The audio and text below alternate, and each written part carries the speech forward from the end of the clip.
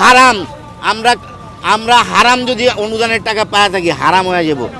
হিজলাদের টাকাও পাই নাই। আমাদের কথা একটাই ছিল, আর আমরাও বিশ্বাস ছিল যারা অনুদানের টাকা দেওয়ার কথা ছিল 4 তারিখে কইছে দিব, 5 তারিখে দিতে দিব। টাকাটা দিলে আমরা নিজেরাই এগুলো খুললা মুল্লা নিয়ে যেতাম। আমাদের জিনিসগুলো তো বাস্তব ভাই, কথা বুঝেন না।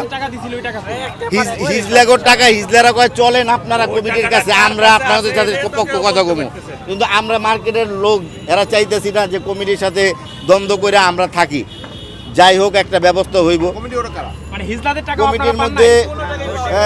কমিটির মধ্যে ভাই এনে আফজাল ভাই আছে, তারপরে এর নাম কি জানি জয় সাহেব আছে, এর বর্তমানে এইটা সব কিছু করতেছে জয় সাহেব।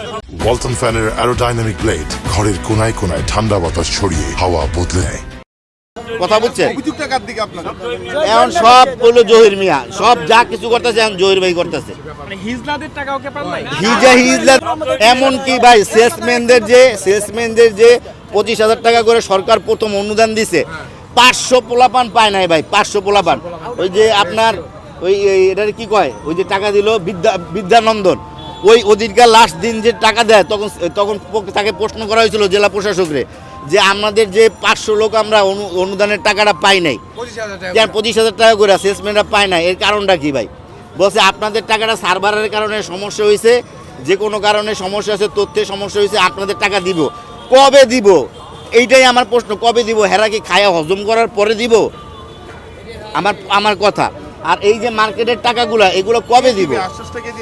জেলা প্রশাসক নিজে বিদ্যানন্দনের মধ্যে এই যে আপনার ইসের ভিতরে, হ্যাঁ, সে বলছে এটা হলো সেলসম্যানদের টাকা, এটা তো বাদই দিলাম সেলসম্যানদের 25,000 টাকা, কিন্তু মালিক পক্ষের যে টাকা, হিজলাদের টাকা, বিভিন্ন জাগদের টাকা, প্রধানমন্ত্রীর টাকা কই? জহির ভাই কয় আমার কাছে নাই, চেক দেয় নাই, হ্যান না ত্যান না, এই না সেই না, এখন পর্যন্ত এটা পাই নাই। তো টাকাগুলা কই? টাকাগুলা কোথায়?